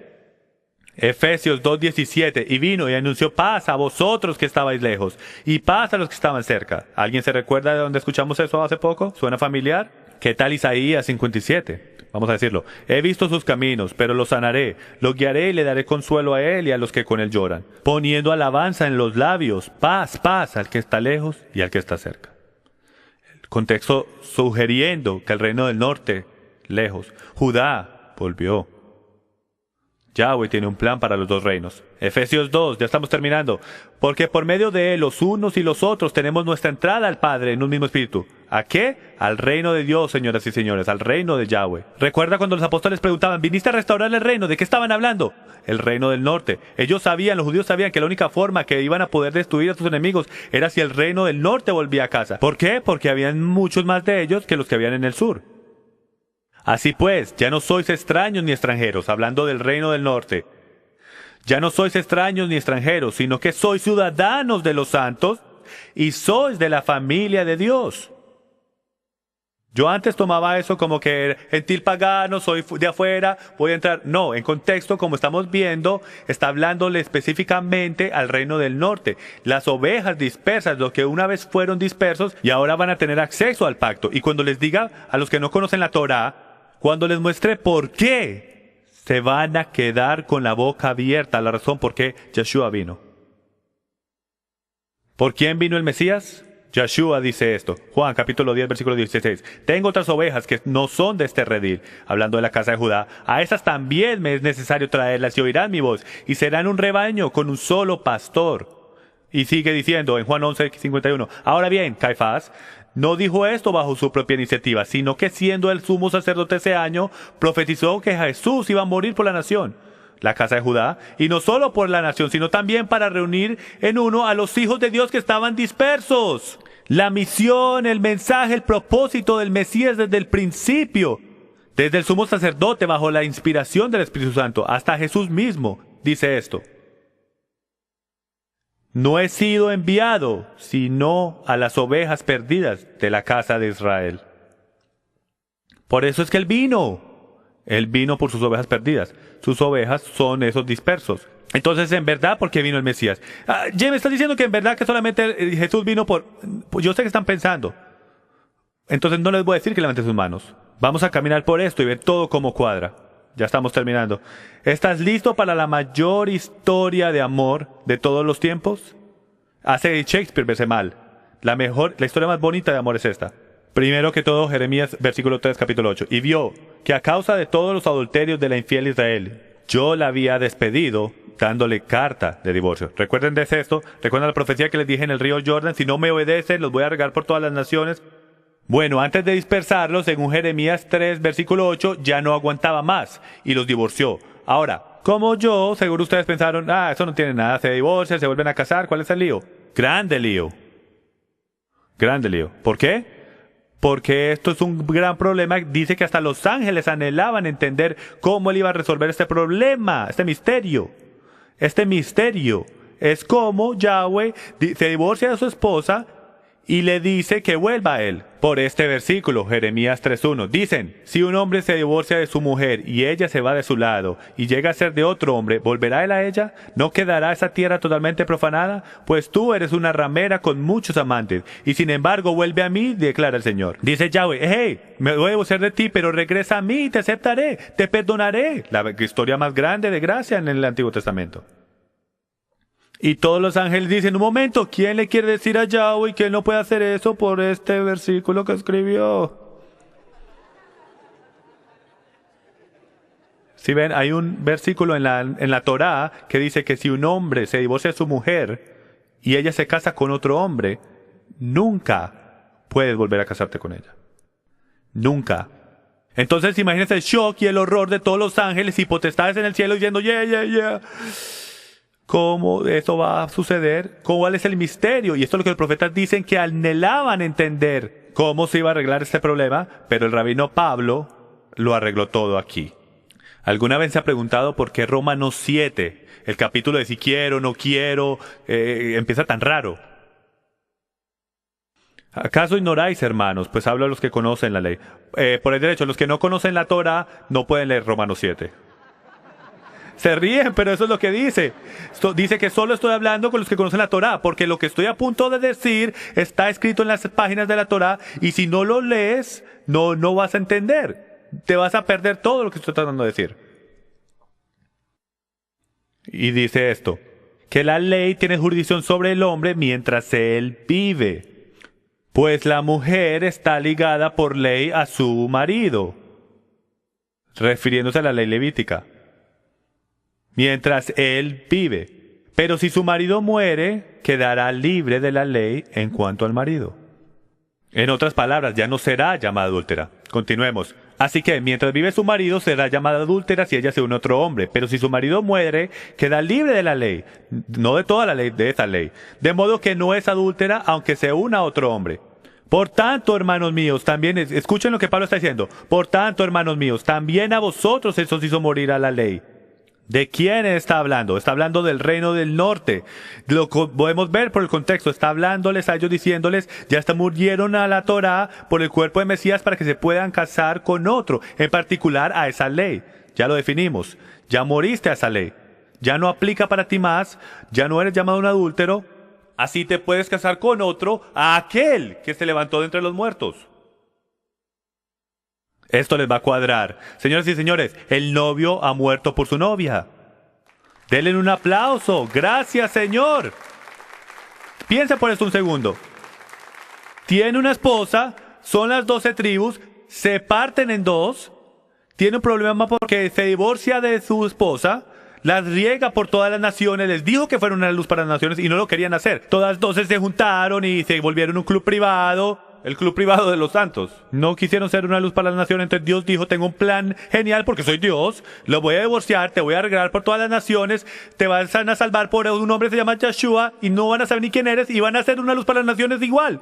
Y al final del tiempo los voy a llamar sus nombres, mi Mesías se va a levantar de los muertos, te va a librar de la ley de adulterio y te va a traer a casa. Ese es el misterio que fue resuelto en el Nuevo Testamento. ¡Aleluya! ¡Aleluya! Entonces te sorprende a ti que 100,000 personas en Éfeso solamente, cuando Pablo vino y dijo, señores y señores, tengo buenas nuevas. Pueden volver al pacto porque el Mesías pagó por tu pecado, te libró de la ley de adulterio y todo lo que tienes que hacer es seguirlo a Él. Y vinieron por miles, porque sabían que estaban fuera de pacto. Pero ahora un montón de gentiles entran al pacto, es una cosa miedosa. Y bueno, todo lo embarramos después de ahí. Pero Yahweh está haciendo de las suyas y está empezando a purificarnos y mostrarnos exactamente cuál es el pacto que tenemos que volver se trata. Todo este nuevo pacto, ¿de qué se trata? ¿Alguien ha escuchado la cena de las bodas del Cordero? Esto debe tener un nuevo significado para ustedes. La cena de las bodas. Esto es una cena de recasamiento. Es todo de un matrimonio, de un esposo, de una esposa. Si no te has dado cuenta hasta ahora, tú eres Israel. Tú eres Israel. Tú pudiste haber entrado aquí pensando que yo yo soy baptista, yo soy luterano, yo soy un no denominación que no tiene denominación. Pero mi Biblia dice que tú eres un hebreo. Si tú llegaste a conocer al Mesías, tú cruzaste al otro lado, de muerte a vida. Si eres algo, él es un hebreo cristiano como lo soy yo, acostúmbrense. ¿Estás diciendo, Jim, que las únicas personas que serán salvas son las descendencias de las 12 tribus? De ninguna manera. ¿Cuántos se recuerdan cuando salieron de Egipto? ¿Qué pasó? Algunos de los egipcios vinieron con ellos, los inteligentes. Y Moisés vino del Señor y dijo, Señor, tenemos un problema. Todos estos egipcios nos están siguiendo y no son tu pueblo. ¿Qué hacemos? Y Yahweh resolvió este problema. Y escribió esto, escuchen. La misma ley regirá para el natural y para el extranjero que habita entre vosotros. Si circuncidan su corazón y circuncidan su carne y mantienen mi Pascua y mis mandamientos, serán una nación en mi mano. Déjenlos unir. Esta es la primera injerción que ocurrió en la Biblia. Ya casi terminando. Una de las citas más increíbles que yo he escuchado en mi vida, están a punto ustedes de escucharla, si no la han escuchado ya antes. El profesor Carl Townsend, de 1851 a 1908, de la Universidad de Yale, fue citado diciendo esto cuando descubrió lo que estoy explicándoles esta noche. Por ejemplo, yo nunca podré estar tan agradecido con el Todopoderoso que en mi juventud él usó la ahora fallido profesor Wilson para enseñarme la diferencia entre las dos casas. La comprensión misma de esta diferencia es la llave por la cual casi toda la Biblia se convierte inteligible. Y yo no podré afirmar con demasiada fuerza que el hombre que no ha todavía visto que la casa de Israel de las Escrituras es totalmente distinto al pueblo judío, está todavía en la mera infancia, el mero alfabeto de estudio bíblico. Y hasta este día el significado de 7/8 de la Biblia está sellado a su entendimiento. Y yo no sé ustedes, pero leyendo la Biblia ahora, van a llegar ustedes a su cuarto, a su casa, y van a empezar a buscar escrituras y van a empezar a levantarse bombillos en sus mentes, porque tu vida va a cambiar cuando descubras quién tú eres. Déjenme hacer una pregunta. ¿Es en verdad todo sobre Israel, el pueblo escogido? ¿Es en verdad todo sobre las 12 tribus? ¿Qué tal 12 tribus con un rey, 12 discípulos con un rey, 12 canastas sobrantes llenas de pan? Jesús dice en Mateo 19:28, y Jesús les dijo, en verdad os digo que vosotros que me habéis seguido en la restauración de la casa de Israel, cuando el Hijo del Hombre se siente en el trono de su gloria, os sentaréis también sobre 12 tronos para juzgar a las 12 tribus de Israel. Continuemos. Yeshua sana a una niña de 12 años. De casualidad me imagino. Él empieza a enseñar en el templo cuando tenía ¿cuántos? 12. Dice que hay 12 horas durante el día. 12 meses en el año. En Apocalipsis hay 12,000 de cada tribu que están sellados. 12 ángeles, 24 ancianos alrededor del trono. 2 de cada tribu. 12 portones con 12 perlas cada uno. 12 constelaciones. Un árbol de vida que produce 12 frutos para cada uno de los 12 meses. Señoras y señores, está por todo lado. La historia de los 12 espías. La historia de José. La historia de Ruth. Noami. Boaz. Es todo sobre las 2 casas de Israel. ¿Cuántas plagas en Egipto? Te cogí. Si ven, somos tan ingenuos. Si ven, se los digo. Toda la vida hemos sentado en la iglesia. Toda la vida somos ingenuos. Me encanta. Somos ovejas. ¿Tú sabes que las ovejas son los animales más tontos según la ciencia? Según todos los científicos. Nunca han conocido el perro de mi vecino, pero bueno. Los 2 testigos en Apocalipsis, ¿verdad? Las 2 casas. La entrega de los 10 mandamientos. ¿Cuántas tablas se los dieron? En 10 mandamientos en 2 piedras. ¿Tú no crees que lo puede haber puesto en una piedra? Lo pudo haber puesto en un iPad si hubiera querido. Es todo profecía, señores y señores. ¿Cuántas veces fueron entregadas? La parábola del hijo pródigo. ¿Cuántos hijos tenía? 2. ¿Cuántos se fueron lejos? 1. ¿Qué pasó al final? Volvió. Los 10 leprosos que se fueron sanos. Los 2 palos en Ezequiel 37. El hombre nuevo en Efesios 2. Puedo estar aquí por 4 horas, señores y señores. Es todo sobre Israel. El mejor ejemplo es este. Cheryl, ¿puedes subir a la tarima un segundo? Quiero que vean esto. Porque no hay mejor ejemplo que este para poder ver de qué en verdad se trata su Biblia. Esta es mi mejor mitad. Bueno, la realidad, ella es todo. Mi esposa Cheryl. Párate detrás de mí. Esto es el Edén, señoras y señores. Adán y Eva juntos. Una casa. Así es como tenía que haber sido. Cuando alguna vez se han preguntado, ¿por qué sacó a Eva de la costilla de Adán? La sacó de Adán profetizando que a algún punto en el futuro Israel iba a ser partido en 2 naciones. Pero si se volviesen a unir y hacerse como una carne, serían uno otra vez, señoras y señores. Esto es Israel aquí en el Edén. Está en todo lado, gracias. En todo que tú mires, en todo lado que tú mires. Él está hablando de la casa de Israel. En todo lado que tú lo mires. Lo único que tenemos que hacer es tener ojos para ver y oídos para oír. Pónganse de pie, por favor.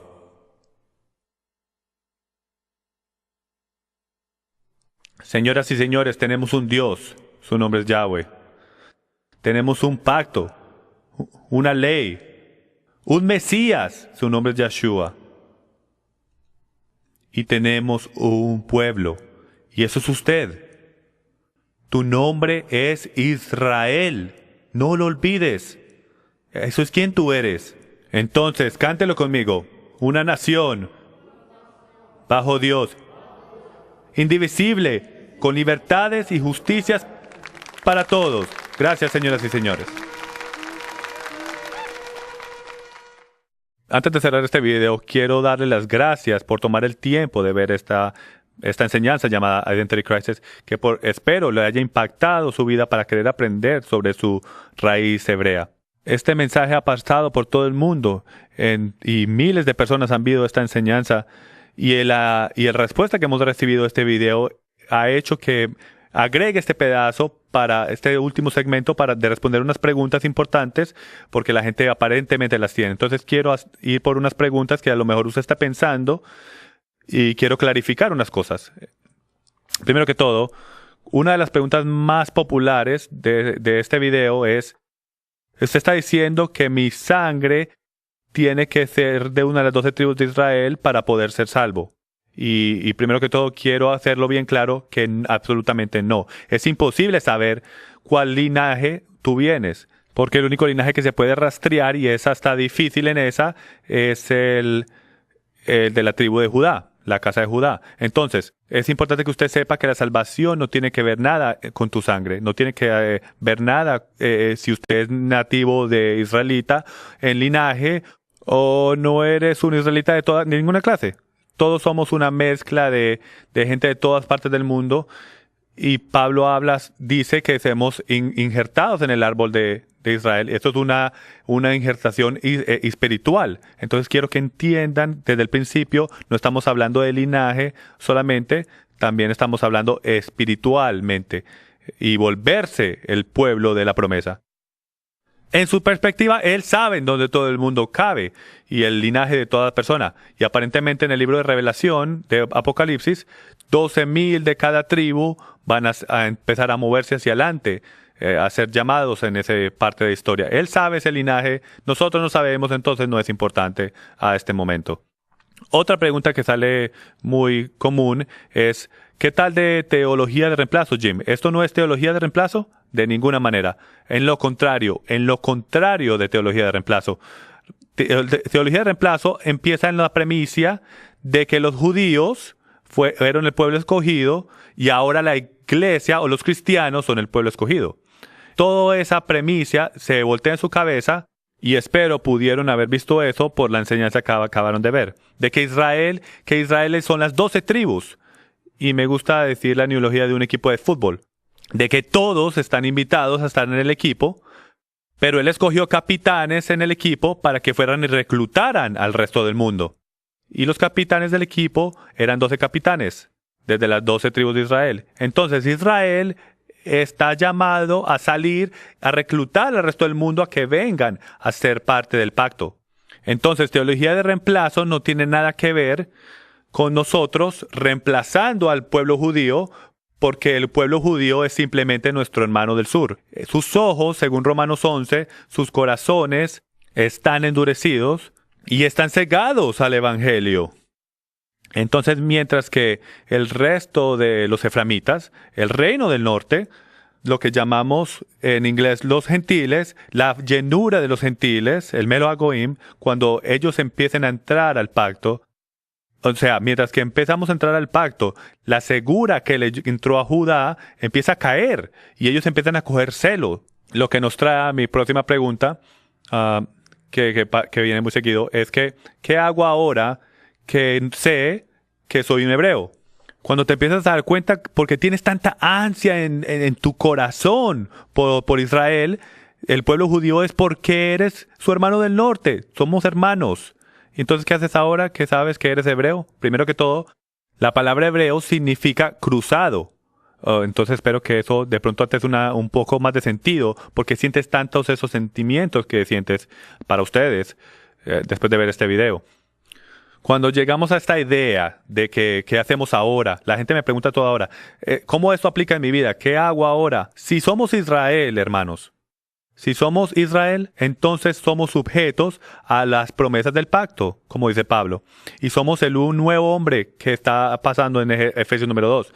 Significa que tenemos una responsabilidad. Ahora sabemos quiénes somos, tenemos una misión y un llamado para servir al Dios viviente de Abraham, Isaac y Jacob, con toda nuestra alma, mente y fuerzas, y hacerlo a su manera. Entonces, los voy a exhortar a cada uno de ustedes que empiecen a aprender el pacto. ¿Qué es este pacto que nuestros ancestros conocían y que se llamaba la Torá? ¿Y cómo trabaja? Y es relevante hoy en día. ¿Cómo nosotros, como creedores en Jesús, Yeshua el Mesías, podemos traer a cualquier judío a celo cada vez que salimos, dañamos el Sabbat, comiéndonos un sándwich de jamón y profanando todas estas cosas que ellos dicen, que la Biblia dicen que son santas? Los dejo con este pensamiento. Y esto es una conversación muy profunda que tuve en mi pasado. En mi pasado conocí a un abogado judío aquí en St. Louis, uno de los más grandes apologistas, defensores del judaísmo aquí en St. Louis. Viajaba a todas las sinagogas y les enseña cómo combatir cristianos usando su Nuevo Testamento y probando que su Jesús no es el Mesías. En esa conversación empecé a explicarle a él lo que yo en verdad creía. Y se quedó sorprendido porque nunca había escuchado de alguien que creía en Jesús, que mantenía los días festivos, que guardaba el sabbat, que entendía las leyes dietéticas, que creía que Jesús guardaba el Torah. En esta conversación me dijo, Jim, te voy a decir el secreto, ¿por qué los judíos no creemos en Jesús, tu Mesías? Y en ese momento empecé a pegar el teléfono bien duro contra mi oído, porque no veía la hora de entender la respuesta de por qué los judíos, cuál es el secreto de por qué no creen en Jesús. Se ve tan claro para el resto de nosotros de que Él es el Mesías. Entonces me dijo, Jim, es porque nosotros leemos el principio del libro. Ustedes leen en la parte de atrás del libro. El principio del libro nos dice que el Mesías es la Torá. Y el Mesías viene a enseñarnos cómo mantener las instrucciones de Dios.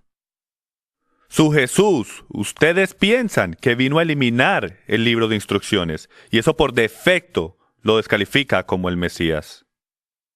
Mientras los ojos se me llenaban de lágrimas, empecé a reconocer la profundidad de lo que estamos cogiendo en este mensaje, en este concepto de crisis de identidad. Porque mientras Yahweh empieza a llamar al reino del norte, de nuevo a casa, de todas las 4 esquinas del mundo, y empecemos en verdad a entender el pacto, y empecemos a ver la bendición en cumplir los días festivos, cumplir el sabbat, empezar a hacer cosas bíblicas y cosas, pero esta vez por el Espíritu de Yeshua, por el poder del Espíritu Santo. Y cuando eso pase, el pueblo judío va a ver a todos estos creyentes en Jesús, Yeshua, haciendo cosas bíblicas, como dice la Escritura, que ellos piensan que son de ellos. Pero nosotros somos sus hermanos y ellos son el nuestro. Y cuando ellos vean eso y el poder, las cosas milagrosas que hace la Escritura, entonces se van a poner celosos y va a empezar a crear un diálogo entre ellos y nosotros. Y como dice la Escritura, todo Israel será salvo. Entonces los quiero dejar con esta escritura, Romanos capítulo 8, versículos 6 al 8, y quiero exhortarlos a que lo miren en su casa. Es uno de los versículos más poderosos en el Nuevo Testamento que nos habla del corazón del hombre y si deberíamos vivir por la carne o por el espíritu. Dice, por la mente puesta en la carne es muerte, pero la mente puesta en el espíritu es vida y paz. Ya que la mente puesta en la carne es enemiga de Dios, es enemistad contra Dios. La mente carnal es odio contra Dios y después nos define lo que carnal es, porque no es sujeta a la Torá de Dios, a la ley de Dios, pues ni siquiera puede hacerlo. Y los que están en la carne no pueden agradar a Dios. Sin embargo, vosotros no estáis en la carne, sino en el Espíritu, si en verdad el Espíritu de Dios habita en vosotros. Pero si alguno no tiene el Espíritu de Cristo, él tal no es de él. Entonces, en este pasaje define vivir en la carne como no perseguir la Torá, la ley de Dios. Viviendo en el Espíritu es mantener la Torá por el Espíritu de Yeshua. Y eso es la diferencia, señoras y señores, que cambia el antiguo pacto al nuevo pacto. De que tenemos un nuevo sumo sacerdote y ahora podemos hacer lo que el Padre dice porque tenemos el Espíritu del Padre viviendo dentro de nosotros. Y su ley escrita en nuestros corazones. Deseamos agradarle cumpliendo sus mandamientos, como dice 1 Juan 5. Los dejo con esto. Los exhorto a que vuelvan a ver este video, analicen cada versículo, miren en contexto, no crean nada de lo que yo digo, véalo por usted mismo en su propia Biblia. Y por último, la gente me pregunta, ¿usted qué recomienda que vea después de este video? Les recomiendo que vean el video Caso por el Pacto. Es un video en el cual voy básicamente por cada versículo en la Biblia que habla sobre la segunda venida del Mesías y su ley. También tenemos la gran auditoría de la iglesia. Es uno de los videos más poderosos que tenemos aquí. Son 6 horas, muy estudioso, versículo por versículo para esos que son estudiantes bíblicos y te da la oportunidad de caminar por cada versículo de lo que estamos hablando hoy aquí, sobre la ley de Dios y sobre Pablo y todos los versículos malentendidos. También tenemos un versículo por versículo de Gálatas, de Romanos y muchos más. Pero estos son los que más te van a ayudar para empezar a ustedes que son estudiantes. Gracias de nuevo por acompañarnos aquí en Passion for Truth Ministries. Soy Jim Staley. Shalom.